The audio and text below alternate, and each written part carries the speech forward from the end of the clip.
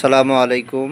গ্রামে ঘুরতে এসে দেখেন, পিছনে দেখেন, আমার এই যে পিছনে দেখেন কি পরিমাণের আম আসছে আমাদের। মাশাল্লাহ মাশাল্লাহ, কি পরিমাণের আম আসছে। এটা খুবই মিষ্টি আম। আরও দেখতে পারবেন আমাদের গ্রামের বাড়িতে। এটা আমাদের গ্রামের বাড়ি, অনেক পুরাতন বাড়ি।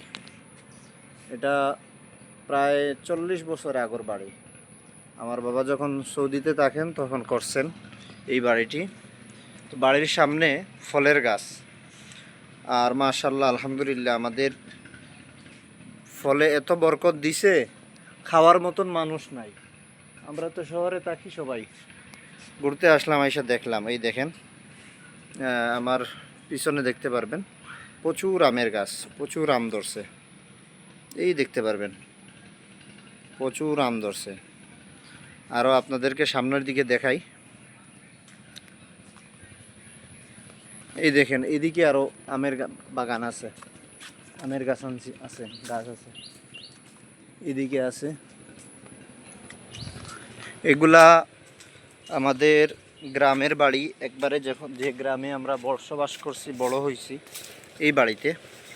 আরও এখানেও দেখতে পারবেন, এই দেখেন ফিশারির ফারে। এখানে হয়তো ক্যামেরায় ভালো করে কাজ করতেছে না, কিন্তু এই দেখেন খুবই বেশি আম।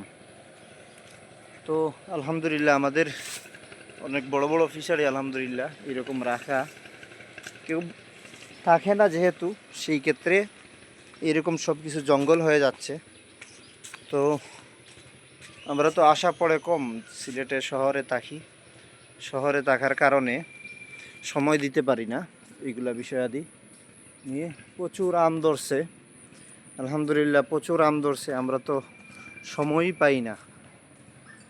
পাই না যে আমরা আইসা বাড়িতে থাকবো।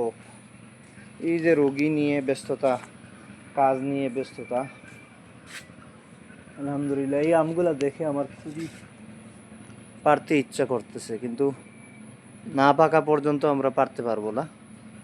এই দেখেন খুবই বেশি আম, এখানে 2-3 মণ আম হবে আলহামদুলিল্লাহ। আলহামদুলিল্লাহ, সবাই দোয়া করবেন, ভিডিওটি শেয়ার করে দিবেন। কার গ্রামের বাড়িতে কি আছে একটু জানাবেন। আসসালামু আলাইকুম।